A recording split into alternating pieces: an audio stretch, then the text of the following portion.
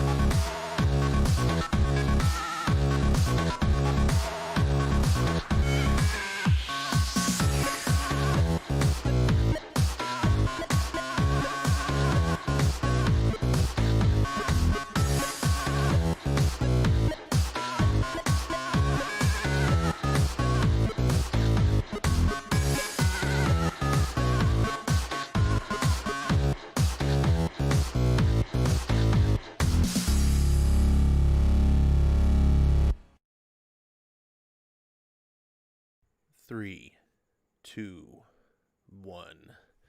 What's going on, everyone? You're watching Ash on Comics. My name is Ash, and it's another live stream. Storytime Live, episode.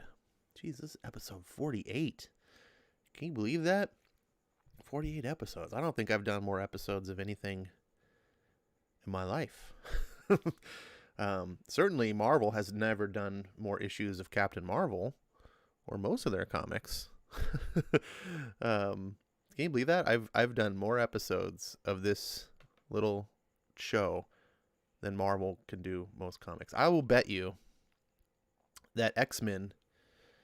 Oh, let's put this down right now on the hook. Like, will X-Men make it to 48 issues before it's rebooted? I don't know. What are they on now? Issue 10?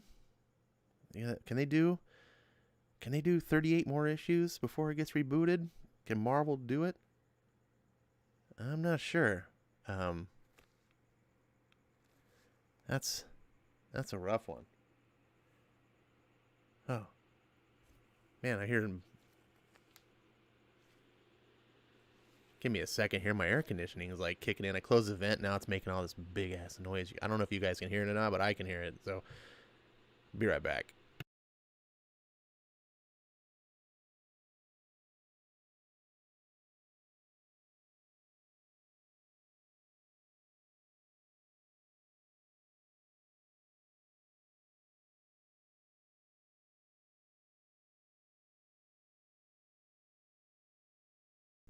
All right, that was gonna mistake. Thanks for being patient there. It's never a professional moment here on the Ash on Comics show. Yeah, I decided it's getting a little chilly. I don't want it in the air where I sit. The air vent like blows right on me, so I'm just gonna close the air vent while I do the show, and then the air decided to kick on, and it's like you can't close the vent completely, so it's like trying to blow through like these little cracks, and it's just like. Anyways, where were we? Oh yeah, X-Men. Will X-Men make it to as many issues as I have of this? I'm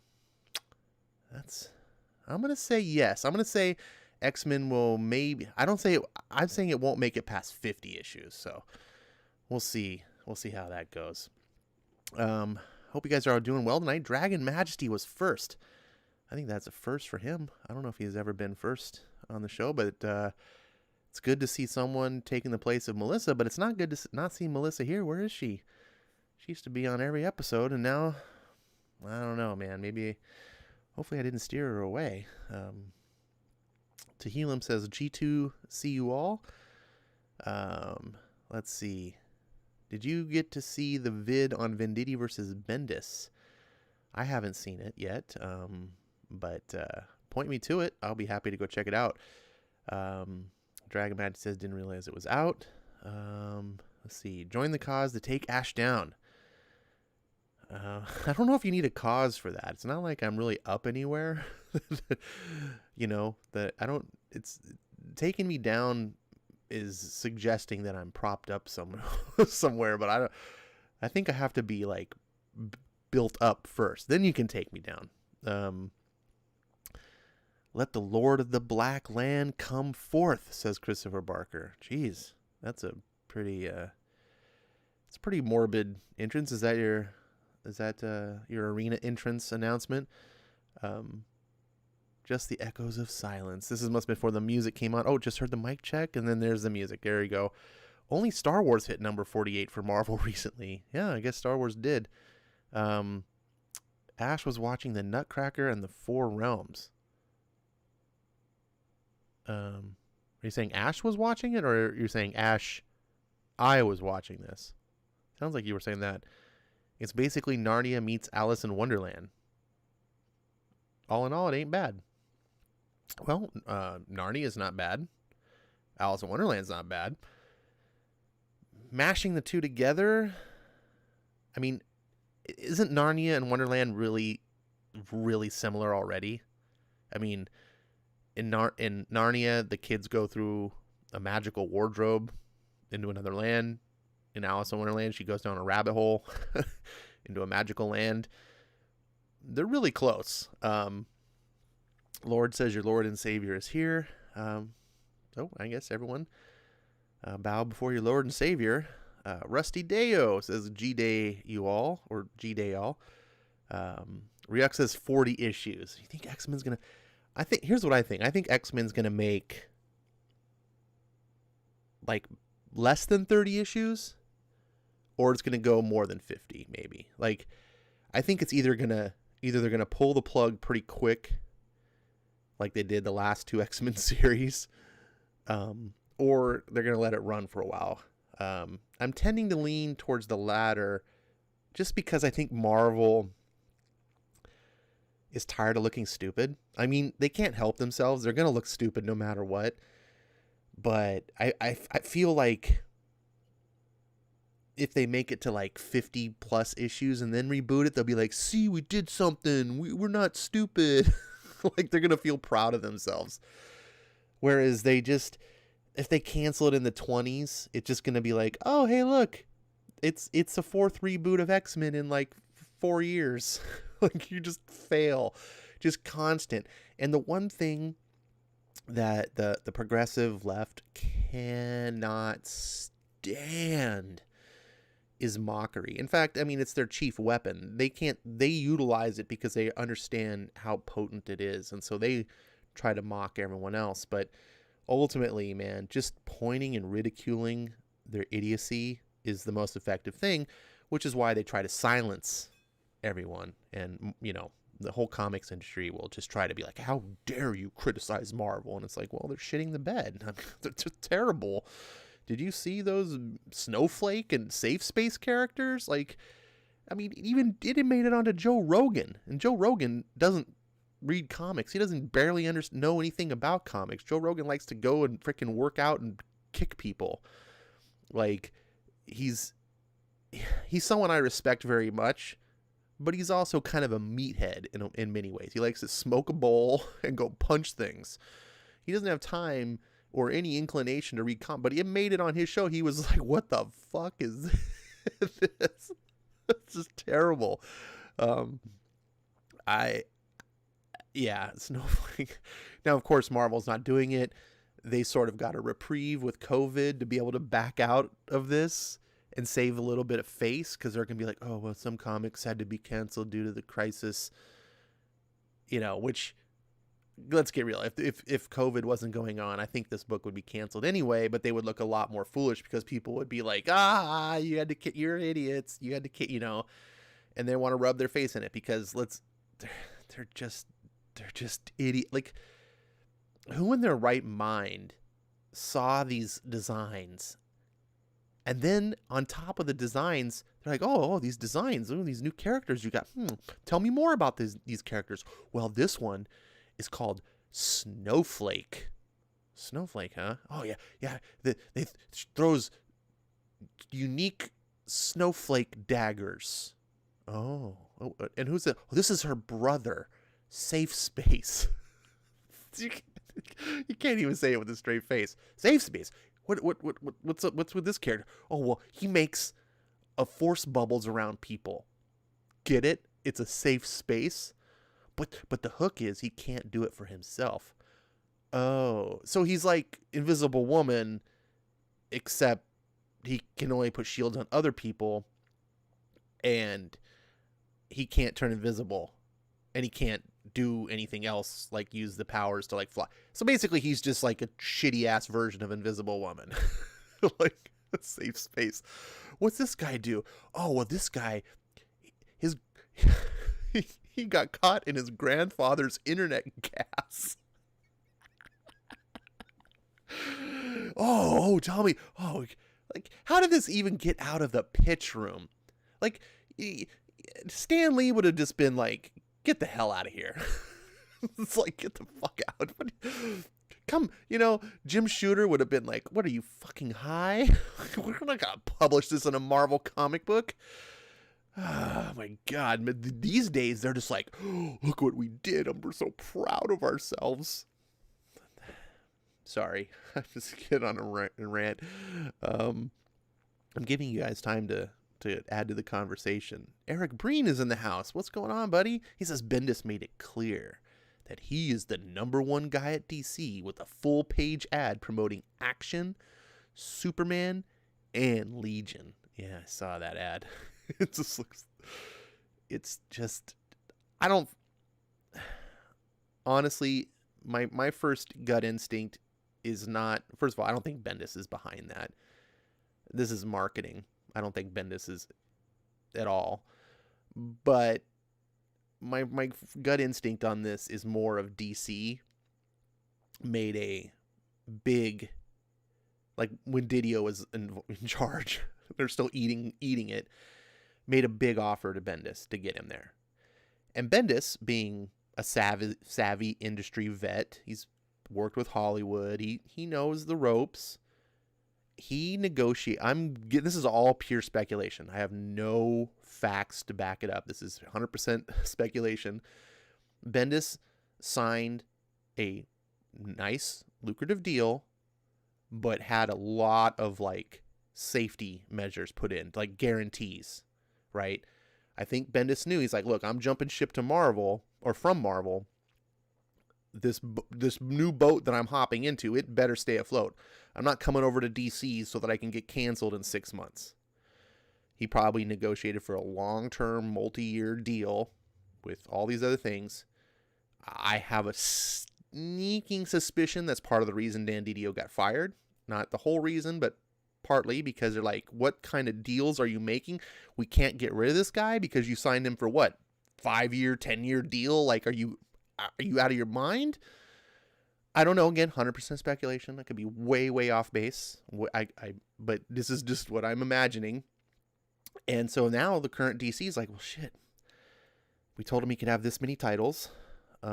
He does have a name. He does have a fan base. We're paying all this money. We need to try to make these books sell. And if Bendis himself can't sell them, maybe if we market the shit out of them, people will buy them. And that's what I think's happening. I think DC is working overtime to try to make these Bendis books sell. Because everyone else, it's like, oh, your book doesn't sell? We're canceling it. Sorry, Dan Abnett. We know you're a big veteran. We know people like Justice League Odyssey were happy with it, but the sales aren't there. And COVID's hitting us in the pocketbook. So we got to cancel your book. Like, Bendis ain't being canceled. Everyone else being canceled, not Bendis. And I don't think it's because Bendis is running things. Like I said, I think he's just got these contracts and he negotiated, and it's just like, I ain't coming over unless you make all these guarantees, and that I basically, you're stuck with me, you know. That's my guess. So I just don't read any of his stuff. I avoid it. I tell everyone else, I encourage you, do not buy this shit. Let DC eat this. Let Superman get down to sub 20,000 sales. Like, I know it's going to be hard to do because Superman's one of the big flagship titles, you know, at DC. So it's always going to sell somewhat. It's like X-Men at Marvel. No matter how shitty X-Men gets, it's going to sell because it's X-Men. Same with Spider-Man. But just pull your money out. And what frustrates me is when I see people go, yeah, you know, I'm just going to continue buying Superman because, you know, he's one of my favorite characters, and I know Bendis isn't good, but I do want to keep getting it, and I hope that it gets better, and, you know, eventually Bendis will be off. And I'm like, dude, he's not going to be off if you keep buying the books, you know, because if 10,000 people are like you, and they're going to sell. If 10,000 people like you go, you know what? I'm dipping out. Forget this. I ain't paying $4 per book twice a month times 2 books. Oh, wait, that's $16 a month just to read Bendis Superman. You know how many Redbox rentals that is? That's more than your Netflix bill. You can get, people bitch about Netflix and, oh, Netflix is so expensive and I just so, you know what shit you get with Netflix? Yeah, you might have 90 TV shows on Netflix that you're like, this is stupid, but at least you got 10% of them being really good, and it still costs less than buying 2 Bendis comics. What a weird world we live in. Chris says, I shall bow to no one. Famous last words. That's what I say. Rusty Deo, we have some titles going live on Comixology tonight. We do? Japanese, though. The English title going live is only 2 issues at the moment. I'm behind on translating. Oh, I'm not sure what that's all about. But Lord Slave Master is not for me. I don't know what you guys are talking about tonight, but let's see. Dragon Man said the whole comic stream might collapse before X-Men hits 30. Yeah, that's Dragon brings up a point that I wasn't even thinking about, even though I should have. And we might not have a comics industry, at least not the way we know it. Let's see. Chris says, "Let the comic industry die and never return." Wow, that's terrible. Why are you here, Chris? I mean, don't get me wrong. It's not that I don't want you here. I'm thankful that you're here. I'm appreciative, but like, if you do, it's one thing to be like, dude, the industry blows right now. They suck. I ain't giving them a dime. But then to be like, I don't even want them to be good again. You're like, wow, all right, really? Like, I'm really unhappy with Disney, what they're doing with Star Wars. But I love Star Wars. And if someone were like, would you rather just Star Wars die and never come back? Or would you rather it be fixed and be great again? I'd be like, well, obviously the latter. Yeah, well, I mean, everyone's each their own, I guess. The new warriors are the heroes we need in these troubled times, says Eric Breen. They definitely are. We need safe spaces and snowflakes. What would safe space and snowflake do with the rioting in the streets? What would they do? I don't know. Ryuk says, I want to see that Bendis ad. Oh, maybe we can find it. Eric says, comics will reach its zenith when the new warriors cross over with Kamala Khan. Oh, jeez. But America has to show up, too. We need an America Kamala Khan series. Marvel 2-in-1. Miss Marvel and America. Lord says, Ash, the conspiracy theorist. I don't know if it's a conspiracy theory. It was just a theory on what likely happened in business. I don't know. I guess I'd be way off. I don't have the answers, so I can only fill in the blanks with my imagination. Bendis is in charge of marketing too. Why do you think all of the marketing centers around him? Well, I think I just explained why I think the marketing goes around him. Let's see. Ash, the age of geeks is over. SJWs and their counterparts are all that remains. Yeah, sadly. But reality doesn't necessarily have to match desire, right? Like, I could admit that the comic industry appears to be going off a cliff and it's going to fail. That's what sincerely it looks like. But it doesn't mean I want it. I don't have to want reality to be that way. I can still wish that things would be fixed. I can still, Star Wars sucks and so do the fans. I'm a Star Wars fan. I don't think I suck. I think there are a lot of shitty. I don't actually think the ones that most people refer to as sucking are actual real Star Wars fans. I think they're bandwagoners, and they probably watched Star Wars in the past, and they probably, it was a cool movie, but they're not fans in the way that the real fans are. But let's see. If the new warriors met Antifa, Snowflake would meet them, Safe Space would greet them, and Trailblazer would do.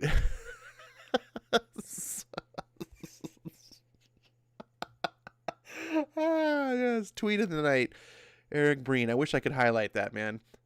That was great. Rania says Eric did not need that visual.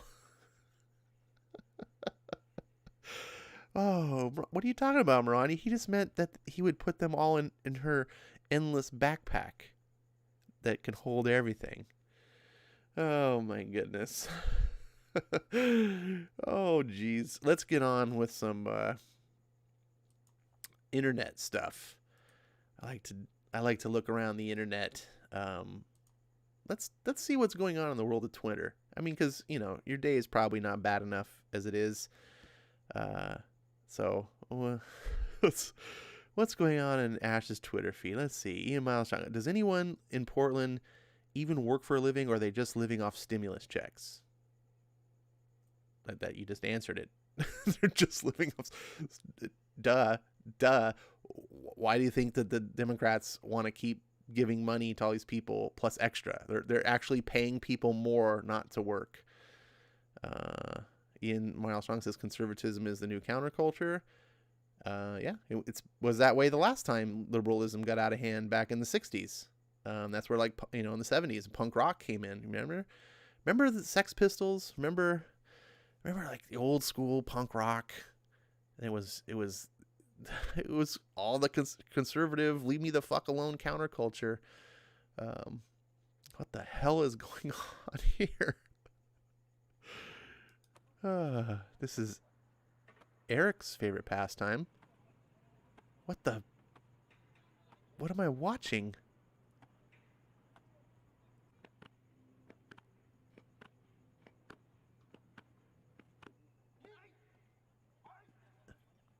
You can kill someone, actually. You know this? By kicking them in the groin.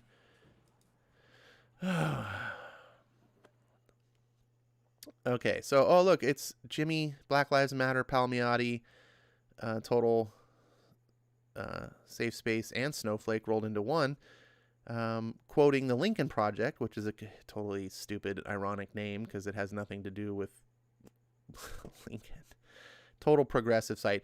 And this hatchet job that was done with President Trump by this total progressive reporter who wasn't a reporter really at all and just tried to gotcha Trump the whole time. And then look at this. You can tell without even the sound that it's totally cut, clip edited. Look at how many cuts this is.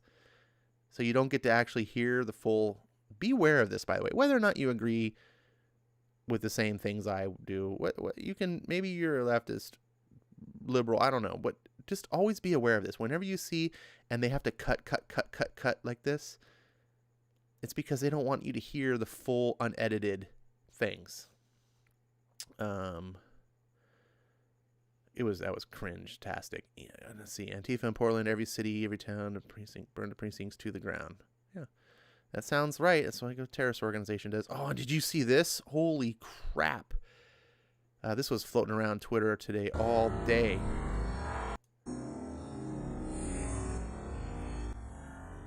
This is in slow motion. I wish I had the full one. Massive explosion, and this is in Beirut. Still don't exactly know what happened. Let's see. Nashville arsonists have been charged with setting fire to the Metro Courthouse. Note Antifa signs they sprayed onto the walls. This is just peaceful protesting. Completely peaceful arson. You know, look. This is for George Floyd. Look. We have to. There will be. George Floyd will not be able to rest in peace unless we burn buildings to the ground. You know, maybe people will be inside, but you know that'll just be more justice for. That's so stupid. Let's see. Mulan will release on September 4th on Disney Plus for $29.99.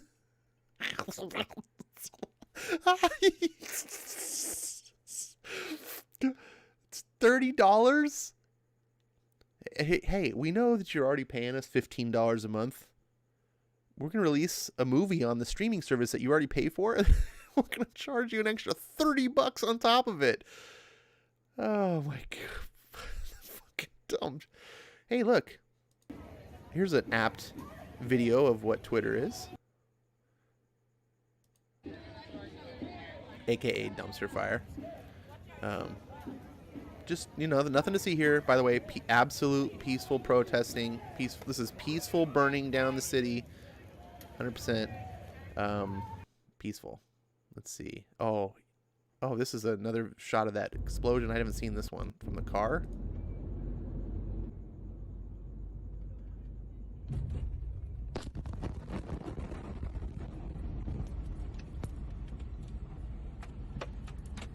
Isn't that crazy?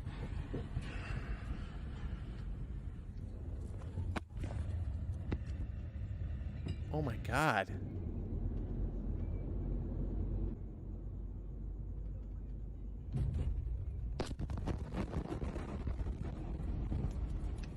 Fucking nuts. Okay, let's see. Oh, this always makes me feel better when I see pictures of animals and dogs. Oh, this is rad. Oh, man. Look at this dog. He's just having a time of his life. And then he brings it back up.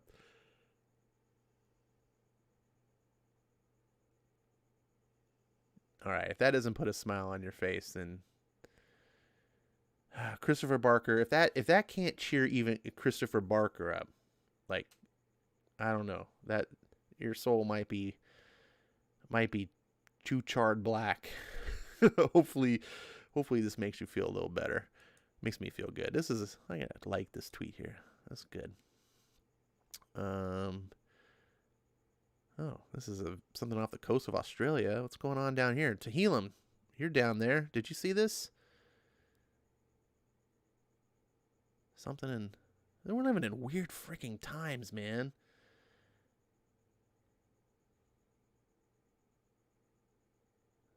Is that a meteor or something, like a satellite coming crashing down from orbit? I don't know.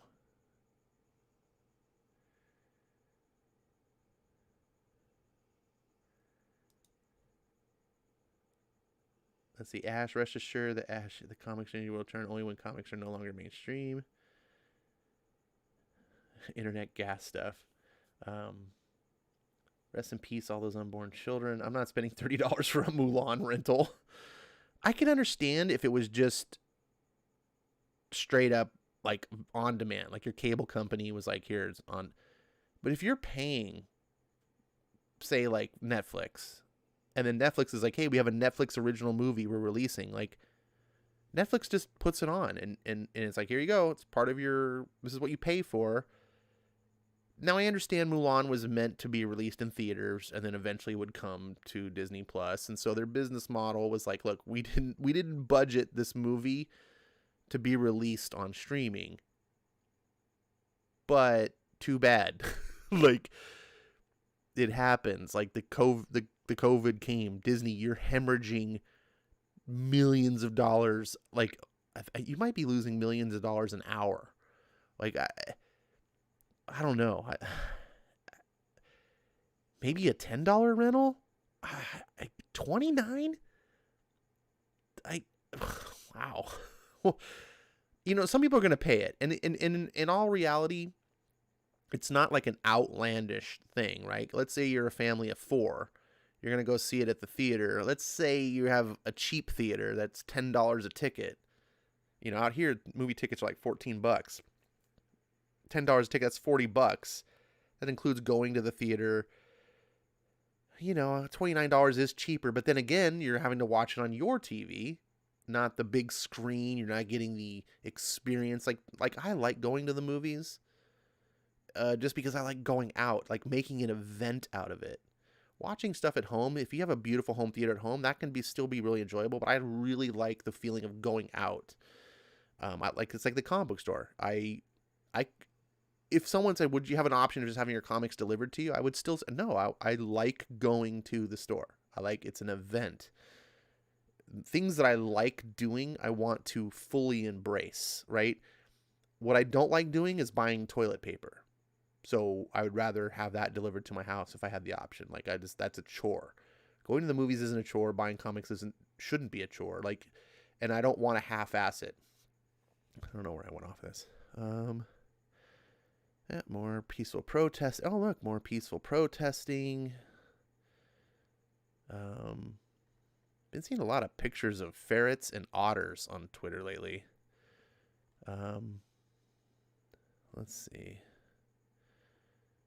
Antifa have surrounded the Portland Police Union building and are chanting a new slogan about not cooperating with law enforcement when they see crimes. Duh. I'm so shocked you're not going to cooperate with law enforcement. Didn't see that one coming. All right. There's just nothing on. It's either Kickstarter, Indiegogo stuff, or it's fucking rioting. Let's go into the CBR. What's CBR talking about? Oh, here we go. This is connected to Mulan. Black Widow, despite Mulan shift, no plans to release Marvel on Disney Plus. Oh, so Disney is like, we're going to release Mulan because we weren't going to get that Chinese money anyway, because the Chinese were pissed off about this movie being offensive to their culture. So I guess we'll release that one. But, Black Widow, that's got some serious Chinese bucks that we can't miss out on. Let's see. Disney has no plans to release Marvel's Black Widow on the streaming service yet. There's the keyword, yet. Yeah, when movies don't come back next year, which I wish. No, I wish there was be Vegas odds, but I'm probably sure there is Vegas odds on this. I don't expect movies coming back next year. I don't expect most movie theaters will even be in existence next year. Now, I don't think we're coming out of lockdown. This is yeah. Oh, what am I going back here for? All right, I don't care about Black. I don't even care about Black Widow. Does anyone care about Black Widow? Is that, am I the only one who doesn't? I just don't care about the MCU anymore. I think Endgame left a really sour taste in my mouth. Like a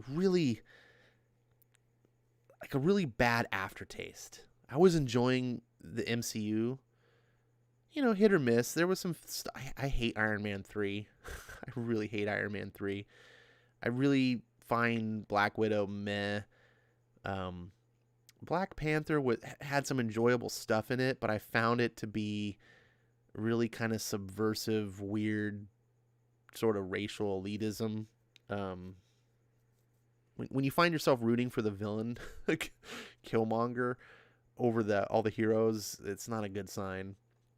But overall, the MCU is a massive success. I mean, movies I thought I was going to have zero interest in turned out to be fantastic, like Ant-Man.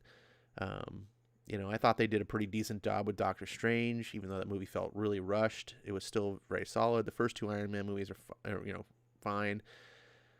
Thor, first two movies are kind of meh, but I really liked Ragnarok.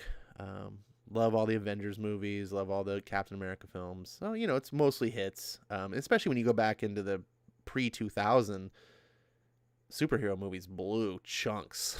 So I come from that era, so I'm like, I'll take what I can get. But after Endgame, I was like, I don't feel so good anymore. It's kind of like when you get food poisoning at a restaurant. Even if it's like your favorite food, you just don't want to go to that restaurant anymore. You're like, oh, every time you think about it, it makes you.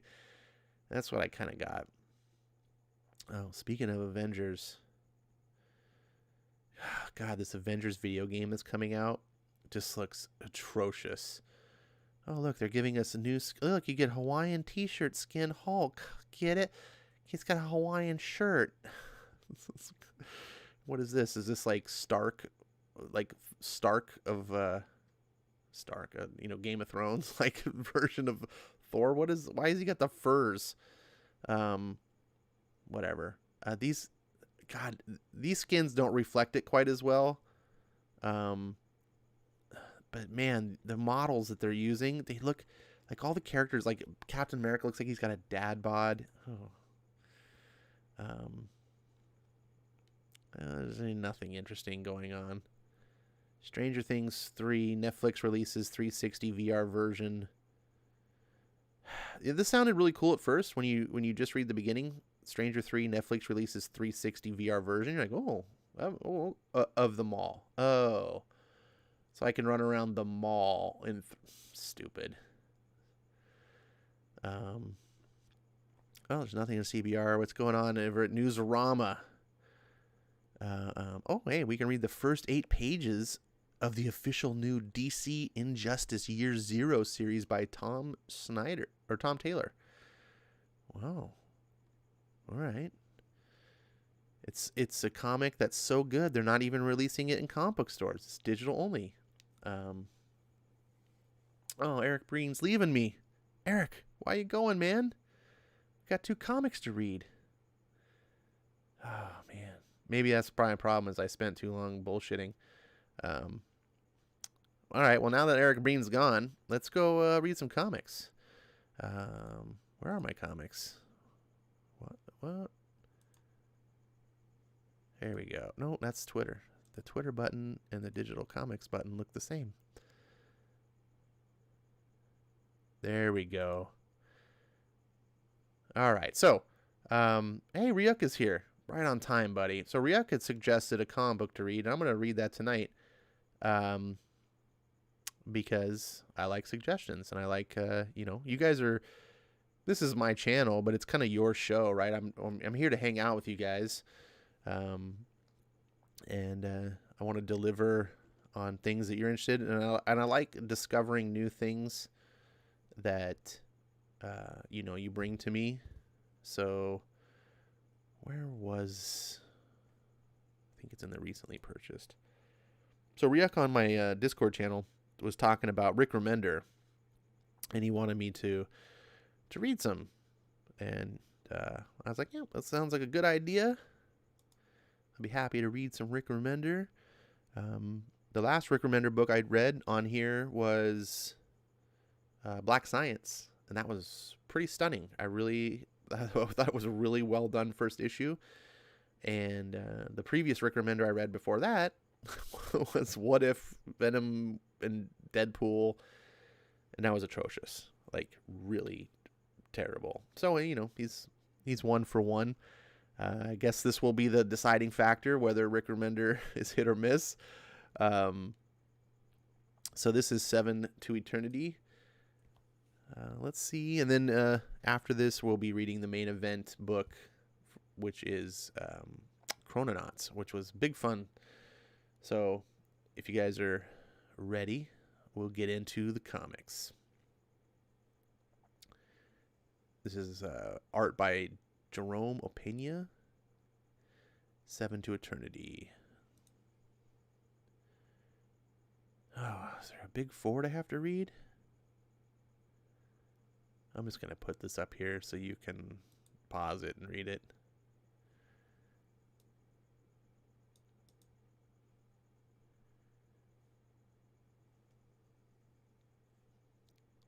Let's see. I got to make sure the... All right, that's good.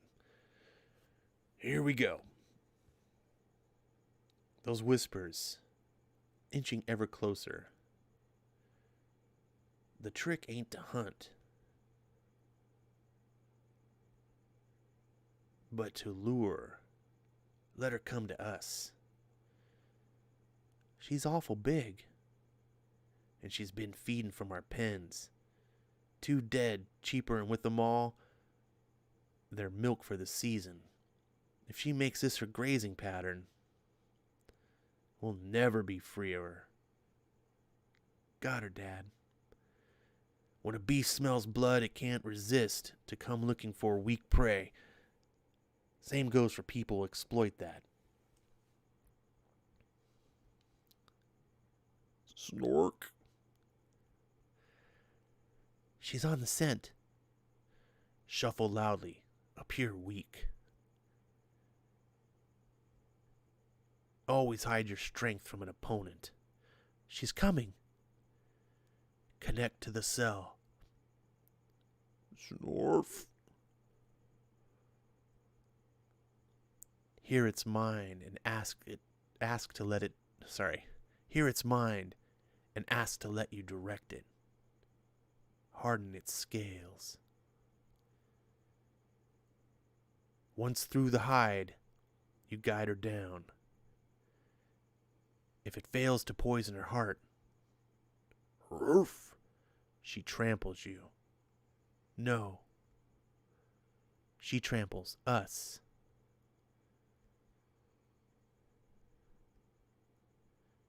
Twing, cuff, cuff. Whoosh, scream. Dad. Okay, I'm fine. Damn, I ruined your shot, Katie. It's getting worse, isn't it? Tell me the truth. Brrrr. Truth will have to wait. We got trouble back home. Zeb, why'd you blow the horn over the storm clouds? That ain't a natural storm. Dad, what is it? On the horizon. Coming this way. How'd they find us? Reckon they always knew. Adam! It's gonna be fine, Naval. Go now. Get the children down into the bunker. Come on, boy. Mount up. Gotta draw 'em away. Ensure that. Pa! The sky! What's making it glow like that? Crack-a-coom! I just realized I was bad here. Let's do this. Boom.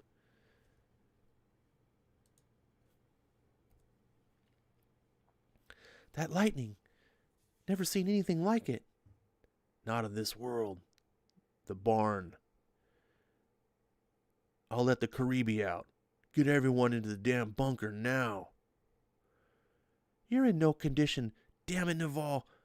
No more talk. Get down there, the lot of you. If it gets in, Katie's a strong Mosak. I'll protect us, Ma. Adam, I'm right behind you.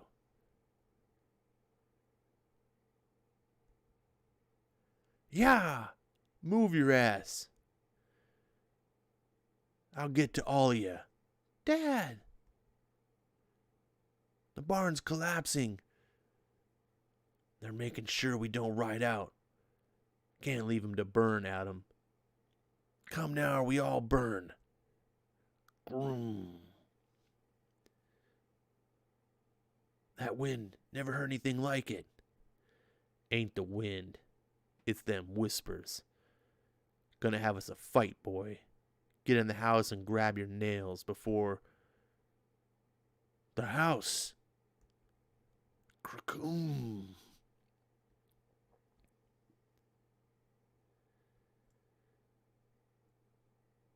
The hell has a power like this?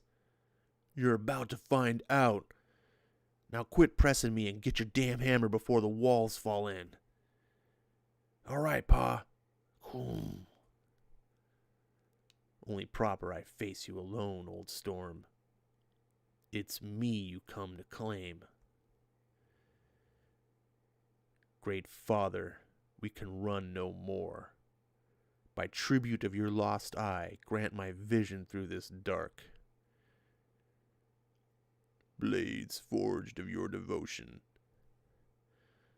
Zal may not remember what we fought for, but if we fail, they'll remember little else. Zebediah Osidis. I don't know how to pronounce that. Osidis? Osiris?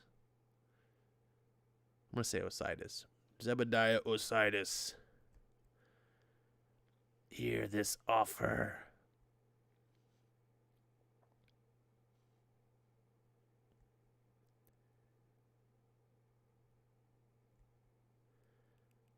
The hell I will.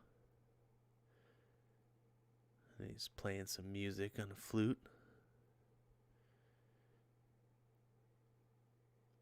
Old fools sink into the calm waters of peaceful times. The warmth gives weary bones such solace. An old fool might believe he'd earned it.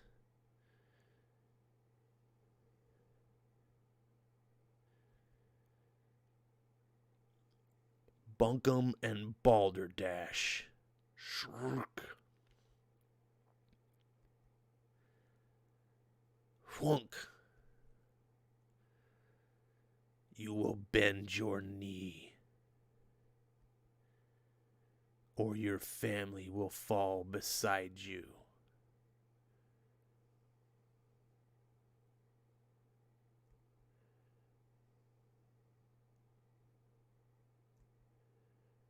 Greek.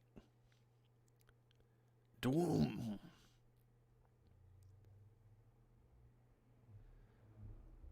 Grok. Back to the mud, devil. The notion of justice crept into your head like vermin. The storm finds you ill-prepared, soft, too many good days. One after another, in your heart, you believed we'd forgotten you. God, told yourself the danger had passed. You, of all people, should know. He does not forget.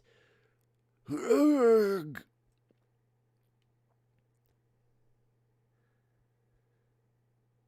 There's still time. I'm no slave. You are all slaves.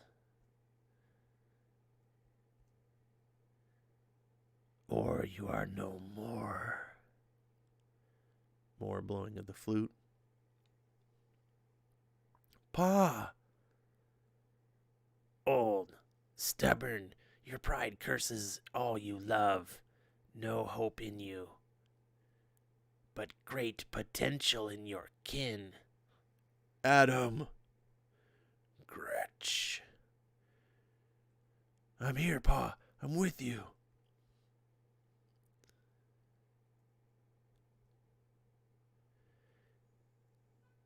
He awaits you in Fengo, Adam Osiris.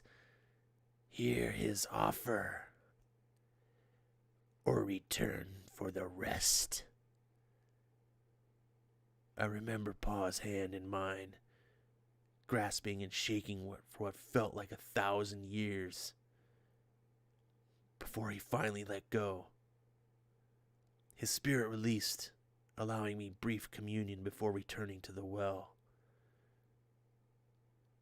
I told him I loved him, that I didn't blame him. Didn't blame him that his honor had sent us to his hard life. That I was proud of his sacrifice, that he had never compromised his integrity. And I promised him it wouldn't be for nothing. I lied, and he knew. His final words to me were brief, the same old mantra, that no matter what happens, never hear the Mud King's offer. The rod of all principles begins with a single compromise. Pa lived his life by the Osiris credo. He never bent. We take solace that we return him to the well, true to himself, an ornery old cuss. We are left greatly reduced without him. May his spirit guide... Oh, that's the woman reading, I think. We are left greatly reduced without him. May his spirit guide us. Cough, cough. James, feed and water Duthra. Pack as much food and water as he can hold. Okay, Pa. You can't do this, Adam. I won't die here alone. Won't bury my children out here in the middle of nowhere. That's exactly what'll happen if I don't go, Naval. The house and barn are gone. Most of the animals. The land is barren. Most of the children are too young to help. There's enough food in the bunker for at least a couple of months. Katie can hunt what's left in the woods. We can retreat further into the mountains.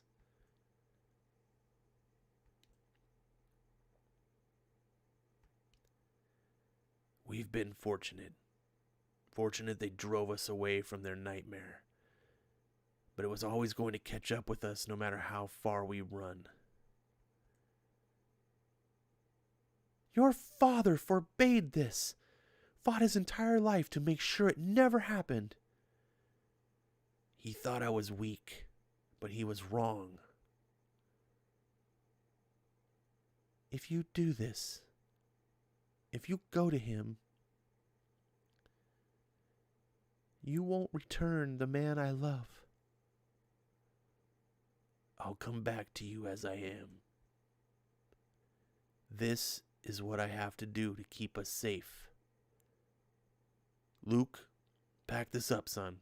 Okay, Pa. It's not our war. None of them have ever come to our defense. Retreating from a place you don't belong doesn't make you a coward. There's honor in it. Don't jaw at me about honor. Buried too many out here in its name.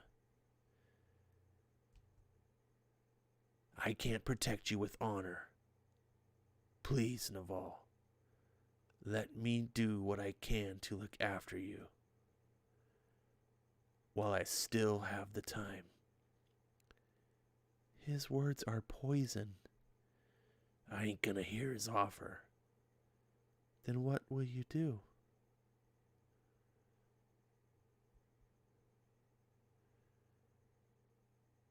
Got us enough supplies for a couple weeks. But old Luther can't hold much more. You're not coming, Katie. The hell I'm not. Need you to watch over the others. Keep everyone fed. And kill any living thing that comes around. How many nails you managed to save from the fire? Not enough to take the Mud King on your own.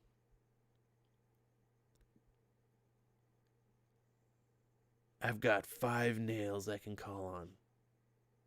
Had enough of being doubted. Have some faith in me for once. If what Grandpa said is true, you kill him, you kill everyone he's ever looked after. You kill everyone ever took his offer. Them folks took his offer ain't my concern. Same people use our name as a curse. Road we walk is more important than where we end up. They made their choices. Time for me to make mine.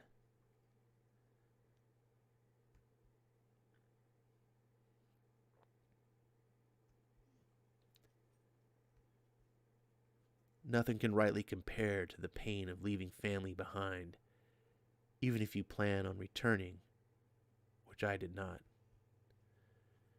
A 2-week ride to face the most powerful man in all of Zal, the man my father had tried to kill. The disease had spread from my guts to my chest. There wasn't much time, and I was facing bad odds on a miracle. There's not a thing in the world we can count on other than kin, and mine were counting on me. I'd do whatever I had to do. The Emperor and his Mosak and Fengao were last few standing against the Mud King. Killing Pa and calling me in was unfinished business. Calling me to Fengao. That was his way of gloating that the war was lost. Something to stew on during my journey. He had a servant in every house, even back then. I knew he wouldn't allow a single family to exist without one member loyal to him. Refusing him and dying honorably didn't serve much purpose. Calling him was the only clean way through. Killing him was the only clean way through. I wasn't sure if I could kill him, but I knew for certain that if I tried and failed, he'd slaughter Nivell and the children.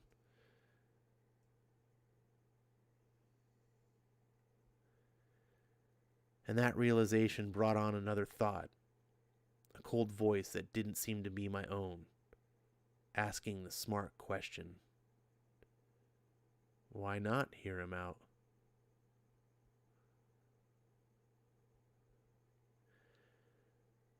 On the recorded history of Zal, there have been 3 cataclysms that wiped out civilization, near wiped out all of life. The Fingan Mosak Temple survived every one of them. A place where the spirits were most active, meaning the Mosak inside had access to power unlike anywhere else. Still, it did not endure the Mud King. Stay put. I'll get the door open. On the walls, the Mosak had written a warning in blood. Trust no living thing. All dead, and the Mud King hadn't sent a single soldier. They'd done this to each other, turned and twisted by those whispers. Damn it. What have they done to you? Work.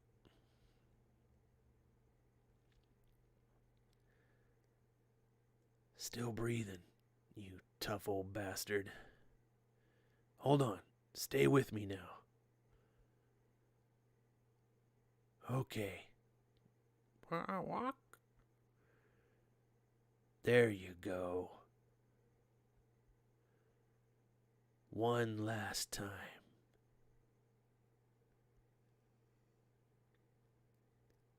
Hardest thing a man can do is remain noble when the whole world sees him as a coward. What do you do when the thing you hate most holds your only hope? Oh, that's a beautiful shot. Jeez.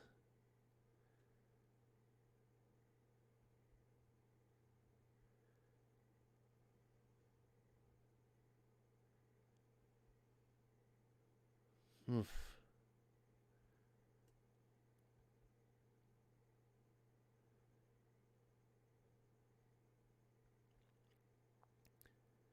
I know your mark, Osiris. Betrayal in the blood.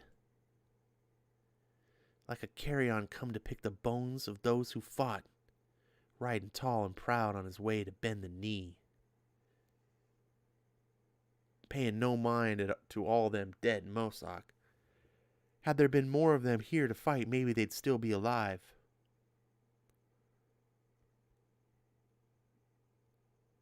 What have we here?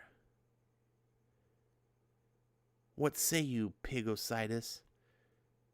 Does your family send you to bend your coward's knee? Why else would such a quivering bowl of jelly arrive in this dark hour? Come to rejoin your master? While the last of the Mosoks still fight? Thwud. Help me, rider.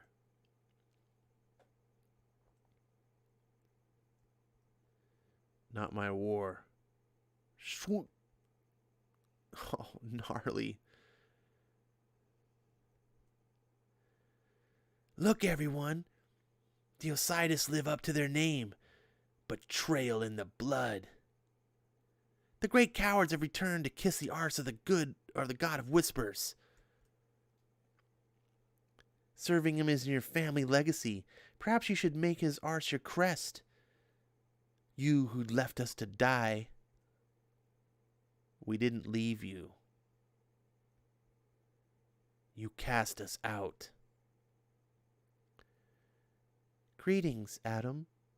It's been far too many years. Far too few, you ask me. He's expecting you. But first, let's get a good look inside you, if you don't mind. Doesn't matter. I'm afraid not. I see. No longer the happy boy I knew. Recently watched my father suffocate in mud. I know. This is quite a dilemma for you. I hope you've made the right choice, Adam. Guess we're about to find out.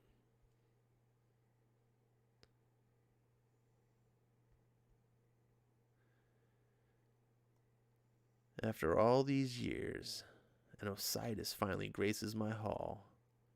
Tell me, Adam, are you smarter than your father?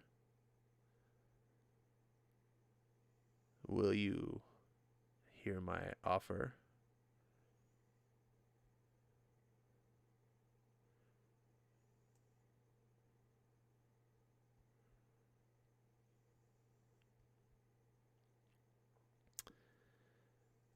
Well, that was pretty good. It hooked me. Rick Remender has the ability to write absolute dog shit at Marvel. With that Deadpool Venom, I don't know what the hell that was.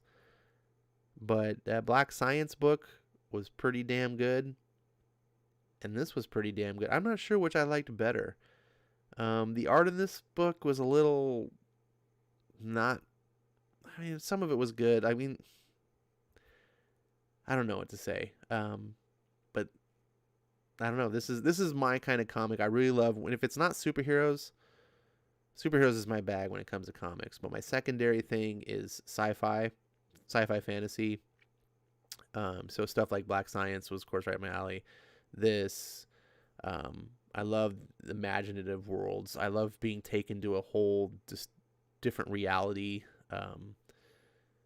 And this was a really well executed book. Let's see. Ryuk says, "Yay!" I don't know if he said it just like that, but Dragon Majesty says, "A flute? Is this Jethro Tull?" Maranya says, "Ostis." Well, how do you know it's Ostis? What is the I silent after the S?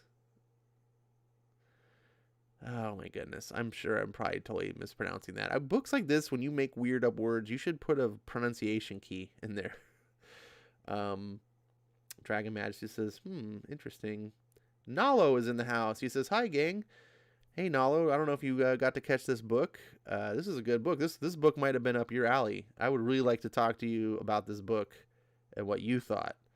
Nalo is someone who shares a similar interest in I do with kind of out there sci-fi. This, I don't want to say this was like Decorum, Hickman's book that he's doing at Image, but it kind of delivered on some of this weirdness that Decorum did. Some of the things I like about what Decorum does, this book seems to do as well. This book was extremely well paced, I thought.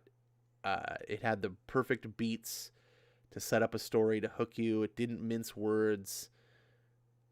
I can see why Rick Remender became a big name and left Marvel, like, and to do his own thing, because this and Black Science are just, it's like textbook how to write comics. Rick could be a screenwriter. The whole time I was reading this, I was thinking, man, this should be a movie. Like, I would totally see this movie. Plenty of opportunity for great special effects with that crazy kind of like magical looking boar in the beginning. That would be a great set piece. A lot of cool stuff here. Ryuk224 says, "Sucks, it's no longer on Unlimited." Well, thanks, buddy. Hey, thanks for hooking me on this book that I can't read now. Just kidding. Ryuk says, "The story gets better. I definitely say to everyone that volume 1 is worth it." Yeah, this definitely makes me want to read more. So, I believe you. Doug John says, what was that? I just came in and caught the last few pages and it looked awesome. Well, my friend, this was 7 to Eternity. Let me just get through the backup stuff here. Got some sketch. Man, these pencils look way better than the finished art.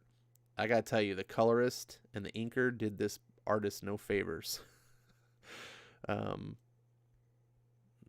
Those raw pencils are nice. Oh, here's some also available by Rick Remender. He's got a lot of stuff here. So Black Science, I read a few episodes back. Really liked it. I've never read Strange Girl or Crawl Space. Low was something I was curious. Low has really cool. Low has got the art that appeals to me the most. But I don't know much about it other than that. Deadly Class, I've read the first volume of. I think it's on Comixology Unlimited. I thought this might be up my alley. It sounded interesting, but it wasn't for me. It just wasn't. I thought it was. It wasn't like it was horribly written. It was just like, it's one of those stories where there's no good guys. Deadly Class kind of is like much of the reason why I don't like modern X-Men. It's just like everyone's an asshole, everyone's a villain. There's no redeeming qualities, and I just don't like anyone in the book, and that's a big no-no for me. The other thing was, unlike Black Science and this book, I don't feel like the writing was. I just felt it was average. It just was like, oh, okay, here's the story. These kids going to school to learn how to be an assassin. It just felt really basic. It's something that a lesser writer.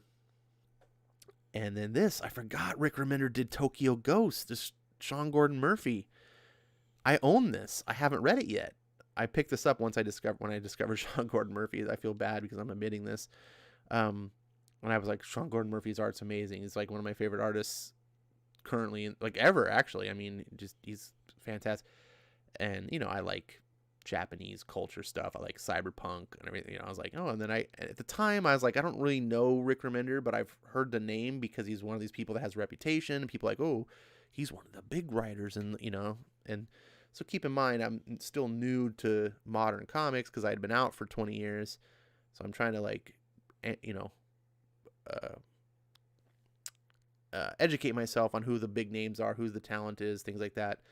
So I was like, oh, okay, Rick Remender, that sounds probably, and I bought it on a deal, and then I kind of tucked it away. And then one of the things about digital comics is, unlike real comics, when you buy them and they just sort of like sit next to you, like on a, either on a bookshelf or a coffee table, they're like out in front. You see them, you're like, I need to read that. You want to read it. But on a digital book, you buy it, then it gets put away in your little digital library where you don't see it ever unless you actively go to look for it. And then other books come out, and eventually you just sort of forget that you bought it. So this is reminding me I need to read this. Maybe this will be a book. It's 12 issues though. I was like, maybe I could read this as one of the final, the main event books. And Last Days of American Crime. I don't know why I'm fixated on this back page here. Next issue. Oh, Bending the Knee.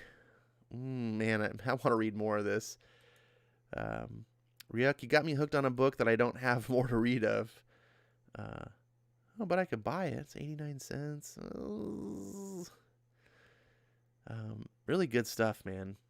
God, now I got that and Black Science. I'm so behind on books. All right, so how do I browse the pages? Oh, geez. Comixology makes it such a pain in the ass to use. You know what? I'm just going to exit. If I can. Oh, wait, no. Really? There we go. Exit the reader.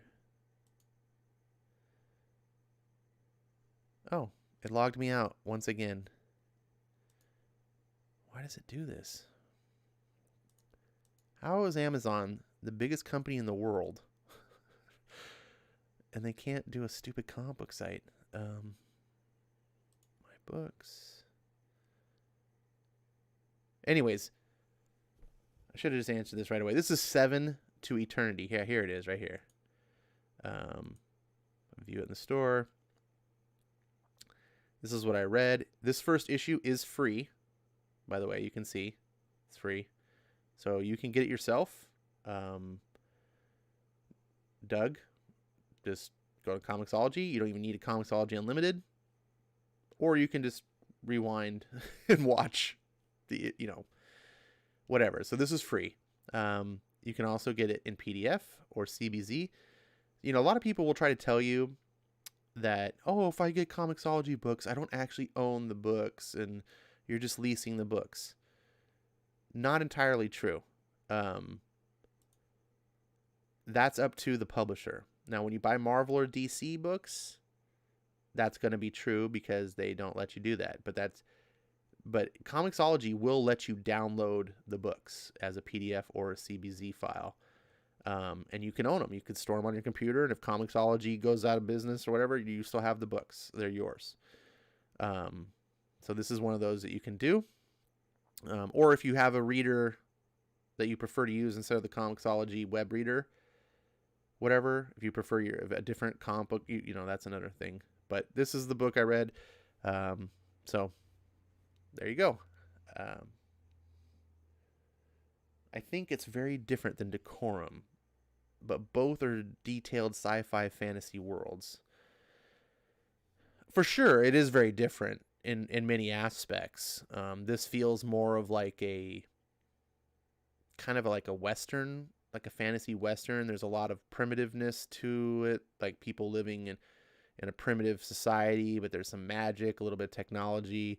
Decorum, of course, is this massive interstellar culture, but I think more of what I was trying to say is not the setting is the same, but more of the type of story it's delivering and like how it tells the story. It really, what I was trying to say is it tickles the same or scratches the same itch for me that Decorum does.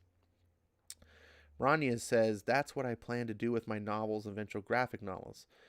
I have a glossary of terms, use pronunciation keys. Yeah, they do that a lot in novels and books, like actual real books. For whatever reason, comics don't. But I guess comics, have limited pages. That's kind of a problem. Unless you're Jonathan Hickman, and then, of course, you just blow half your book in white pages. But yeah, I guess I can't. I'm sitting here. I wish they had put information in the books. And then I'll sit and like review a Jonathan Hickman book, and then I'll be like, these freaking white pages with all this extra information. Fuck this. Oh, I can't please me. Because I'm kind of a hypocrite there. But hopefully you guys enjoyed the book. Not many of you guys are giving any feedback. Not that you're required to, but I'd like to hear what you thought. I'm definitely going to read more of that. That's a compelling story. Seven to Eternity also reminds me a little bit of Ascender Descender, where it's kind of got also a little bit of Birthright. Man, these books, I guess these all kind of share a lot of DNA. Doug says, I'm on it.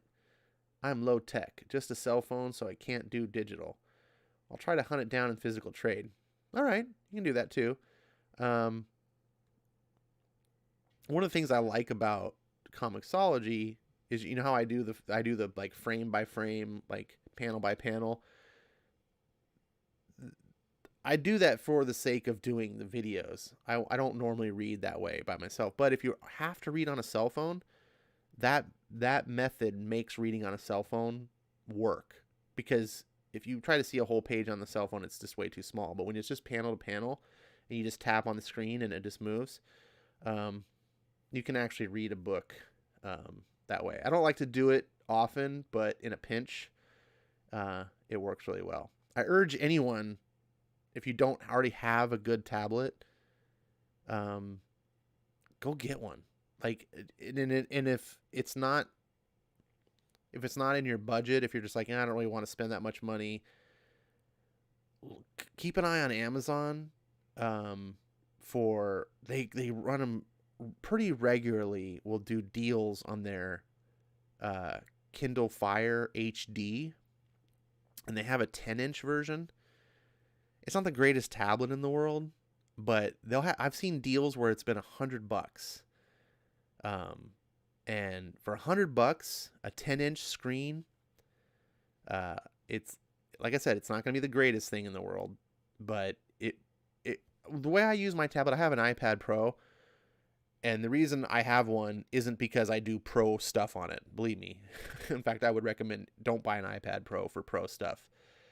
I bought my first iPad many years ago, and it's the only Apple product I'll ever buy, because I don't actually want it to be productive.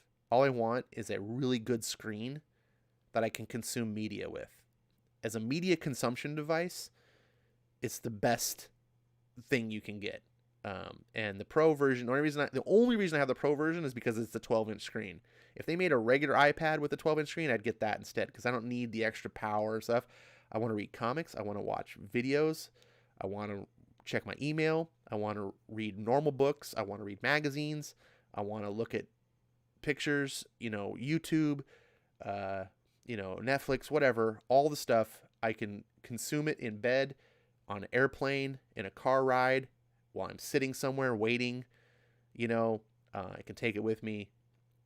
I play games on it too occasionally. It's just a great media consumption device. And it's the best thing I've read comics on, bar none. Like, I buy the comics physically, and then I download a digital copy to read it on the iPad, because it's just, I like it better. But I understand if you just have a phone, I wouldn't do that. I don't know why I get caught up in these things. Anyways, since there is no further chat, I will continue on to the next book. Get to it, monkey. But first, a drink. Hope you guys have a nice beverage, by the way. It's You should always have a good, refreshing beverage, maybe a snack while you're enjoying comics. Unless you're in bed and you're winding down, then you maybe don't want a snack because you don't want to get like crumbs and shit in bed.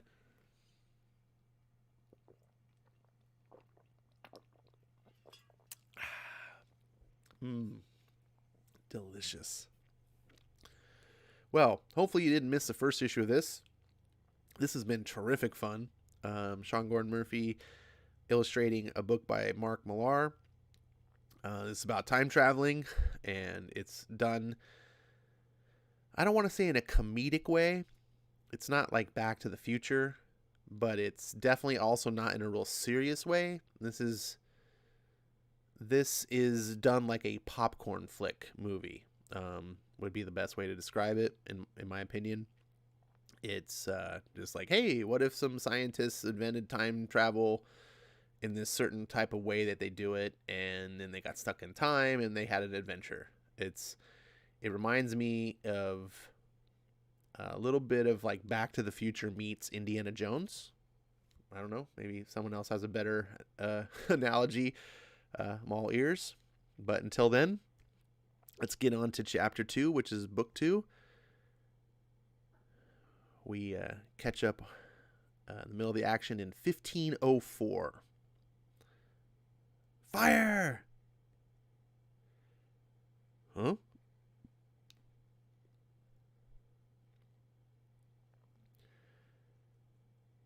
So immediately, hold on, rewind. 1504. There's tanks and a hot rod. Something's wrong with the time stream.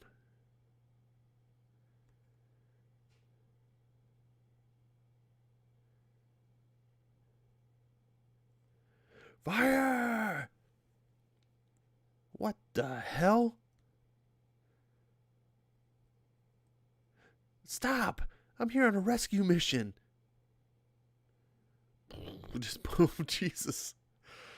Oh, man. And just like last issue, man, look at the time and dedication. Each panel, I'm only showing you, these aren't like 2-page spreads. This is just panel by panel of, look at all the, oh, that one's not so much, but like now I guess you can see the whole page here. I'm rewinding. How much detail Sean puts in his books. It really lets you, comics are a visual medium, and one of the things that I think a lot of modern writers and publishers have forgotten is that fact. They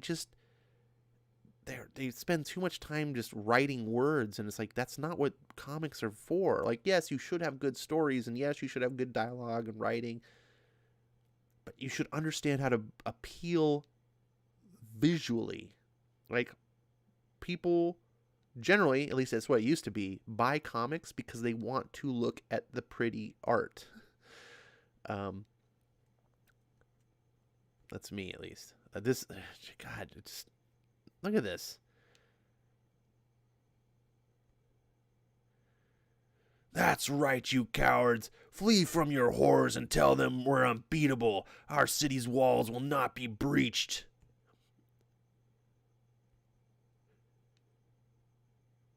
Wait, one of those guys just hit me with an arrow. They're just looking at him like, what the... Ugh. What should we do with the prisoners, General? Execute them. What about the blonde one? My name is Danny Riley, and I'm looking for my friend Dr. Corbin Quinn. You have my word, I have nothing to do with whatever's going on here. Danny Riley?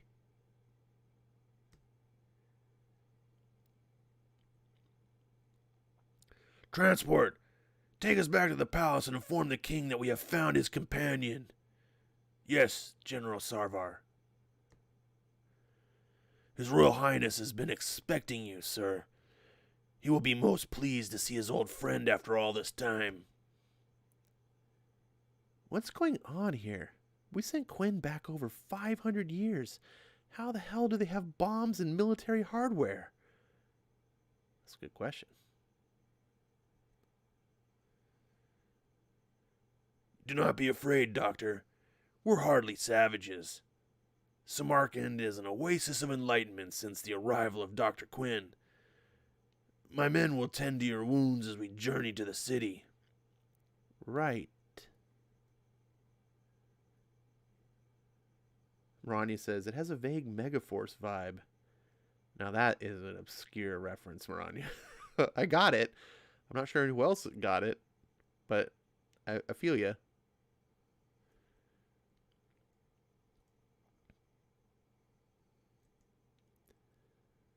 Foxtrot to base.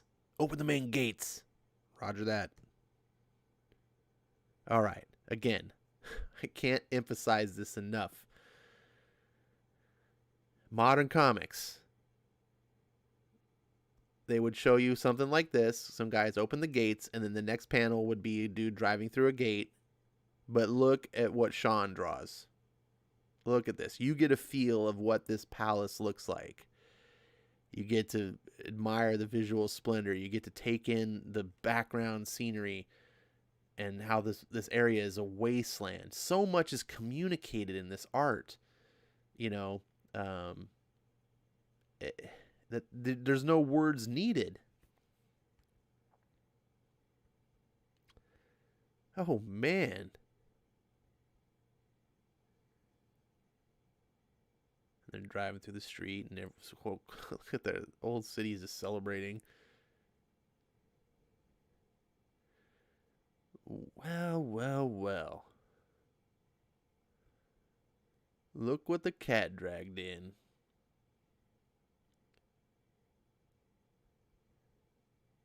Corbin! You know how long I've been waiting for you? What are you talking about? You've only been gone 40 minutes. Actually, I got stranded here almost 4 years ago now. Thank you, Savar. Your men have done very well. We live to serve, Your Highness.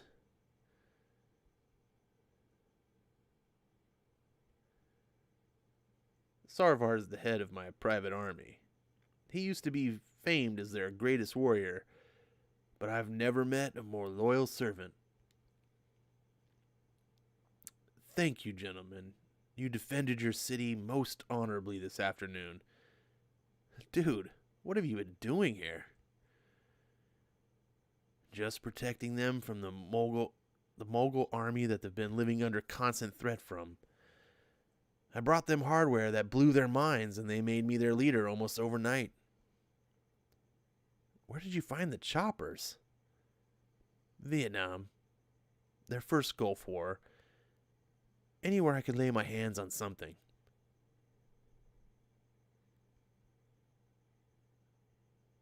But we all thought you were stranded out here.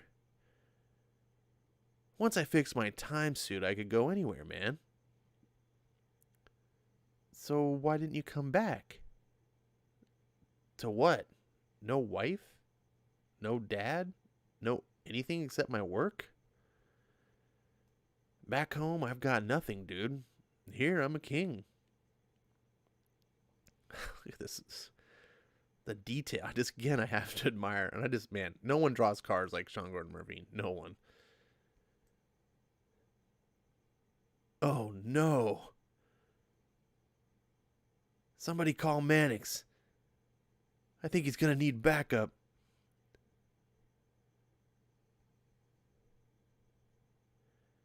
You can't just mess around with time stream like this. You got to be logical, Corbin. I spent my life being logical, and look where it got me. My dad dies from a chronic alcoholism, and my wife leaves me for another man. Rachel and I had a perfect little thing going, but I blew it. Blew it all by just working too hard. Where are we going? The chronosuit takes things anywhere we want, right? Let's take a little tour and I'll show you what I've been up to. 1961. This is Paris in the 60s. I got a place over there by the Seine and Jean-Paul Sartre. Sartre? I don't know how to pronounce. I hate French. Sorry. And Jean-Paul Sartre. Whatever. And Jean Paul drops by for lunch. 3000 BC. In ancient Egypt, the people call me Pharaoh. 1220. In Japan, I'm the leader of the Kamakura shogunate. 1929. In New York City, I just made a fortune on the stock exchange and building quite a little empire here. Hey, pull over. You're doing over 50 in a 30-mile-an-hour zone. Seriously? Oh, I'm sorry, Dr. Quinn. I didn't realize it was you. Not at all, Officer O'Neill. Give my regards to your lovely family. Is this for real? Oh, yeah. They're even talking about running me as a senator next time. Now, what do you think of this new house I just bought? Isn't it something? Wow.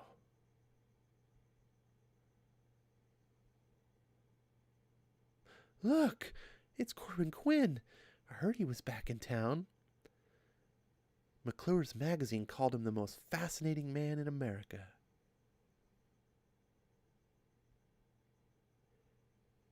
Welcome home, sir. The party's in full swing. Isn't it always? Where have you been, handsome? I've been waiting for you all night. Sorry, sweetheart. Just catching up with an old friend. Give me a minute to get changed upstairs. I'll be back before you stir another cocktail. You'd better be, Buster.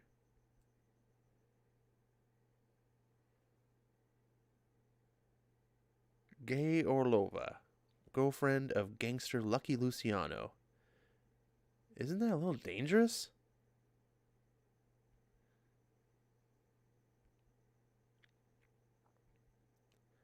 Yeah, but it's exciting. This is where I keep the clothes for all my different lives. I've got so many girls out there, I need a chart just to keep track. In 1951, I'm dating a struggling young actress called Norma Jean Baker. Do you realize who that is? You're joking. I'm living the life we've always dreamed of, Danny. Switch off that tracking device and you could live it too. What?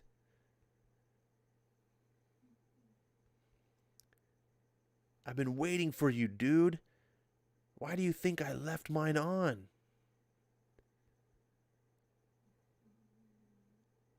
Mannix is getting into the backup suits, Riley.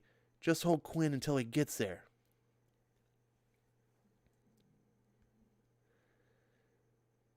I have to admit, it does look pretty sweet. These batteries stay charged for 100 years. Can you imagine the laughs we'd have out there with these things?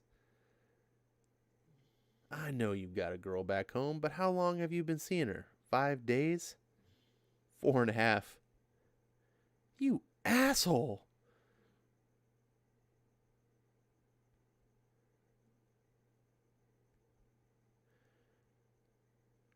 But they'd just send more of their heavies, right? How would they find us? Once the trackers are switched off, they won't know where to look. Time and space would be ours to kick around in, man. Isn't this better than the Nobel Prize for Physics?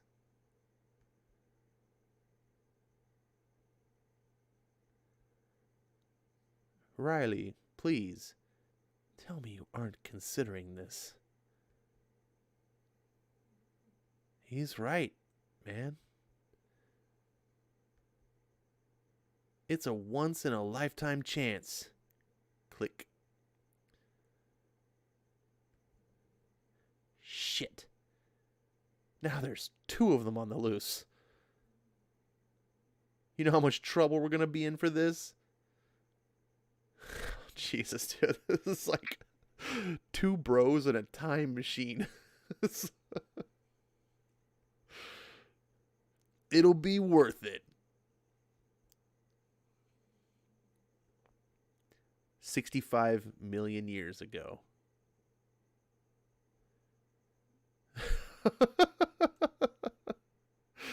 That's a nice cut, by the way. You have the zoom in, and then you just, it's a jet flying by. Dinosaurs. Thumbs up.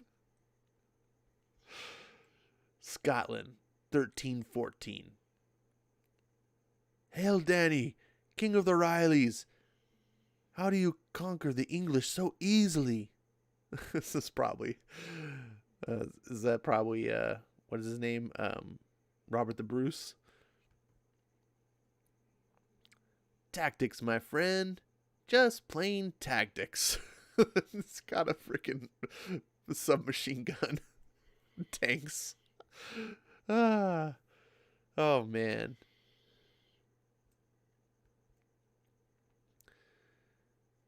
Forget Columbus landing in America.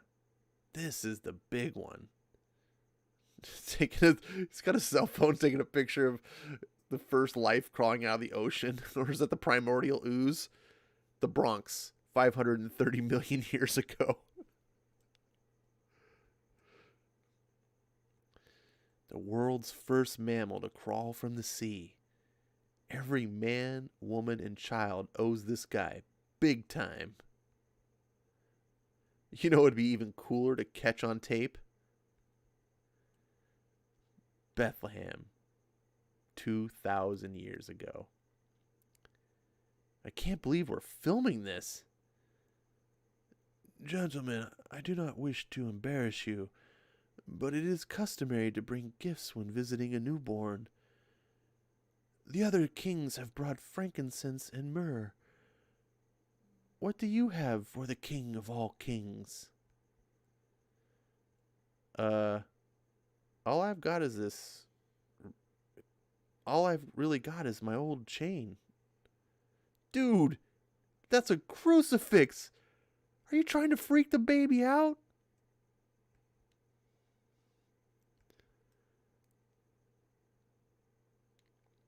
Las Vegas, 1951. Black 17. You win again, sir. Congratulations. Just stack up with all the other chips, please. My friend and I can cash them later.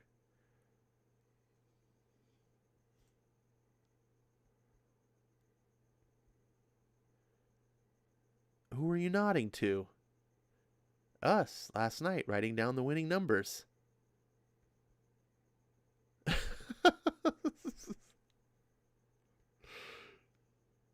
This really is utterly insane.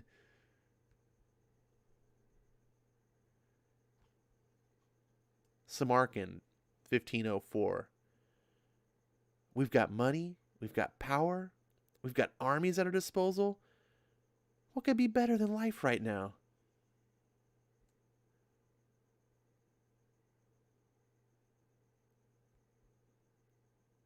Nothing much.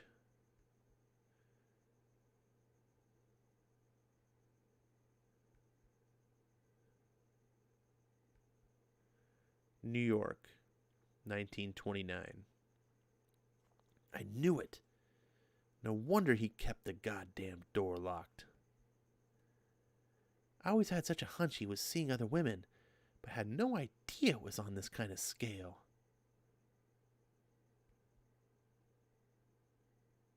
I'm going to tell Lucky. Are you nuts? You'll get it just as bad. I don't care.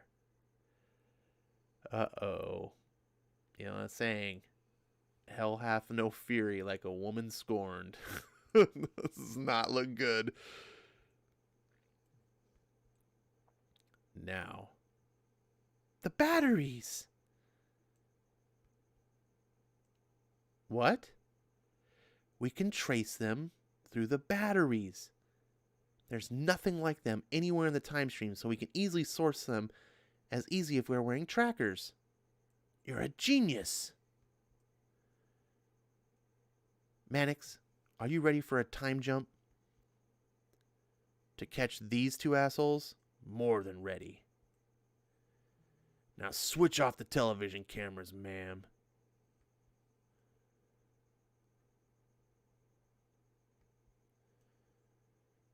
Things are about to get messy in here. Uh-oh.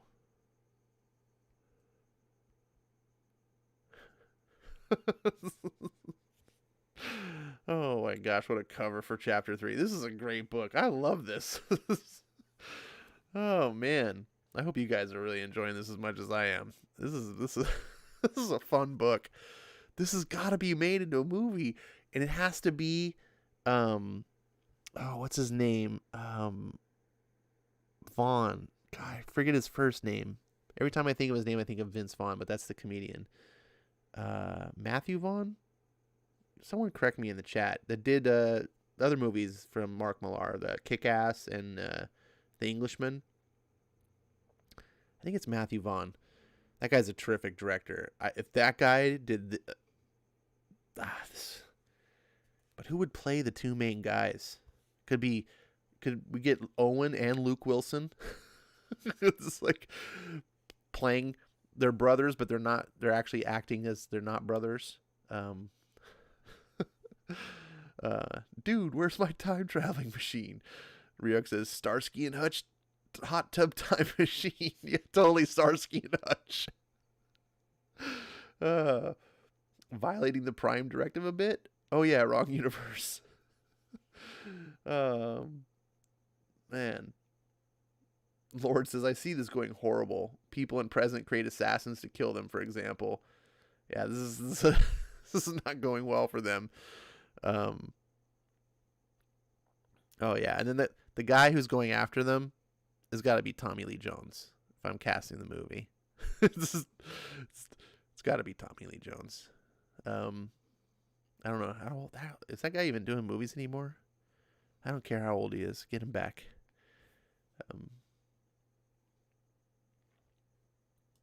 Oh man, this is someone I love. Mark Millar. I don't know why I wait so long to read some of these books from him. This is good. All right, so let's go back so I can get on the stream ending screen. Look at the last comments. Not many people commenting, so I'm gonna trust that it's just because everyone's listening in bed and they're trying to go to sleep, listening to the dulcet tones of my voice. Little Ash ASMR. That's good. Hopefully everyone's getting a good night's sleep, sweet dreams. Hopefully you're enjoying the books. We'll be back Thursday with issue 3 out of 4. And I have another suggestion open for an opening act. Hopefully you guys thought today's book was a good opening act. At the very least, you got to sample it and see if it was something you were into. So hopefully you find these streams fun. I find them a lot of fun. Good diversions. I like seeing you guys every couple of days. Feel free to Twitter me on Twitter if you dare brave that cesspool. It's at Ash1138, or come on to the Discord if you want a more clean environment. You don't have to face the masses. And we can talk there. It's not too late, but it's kind of run late, still before midnight my time, so it's a good time to wrap it up. Thanks for everyone being here. Hope you're reading some good comics. Tomorrow's new comic book day, so hopefully you're getting something good. I don't even know what's coming out tomorrow. I'm going to have to go look. I don't think I'm going to be able to go to the comic book store. I may not be able to go tomorrow. That sucks. Anyways, I got plenty of stuff to read. Look forward to talking to you guys next time and seeing what you guys are reading. Until then,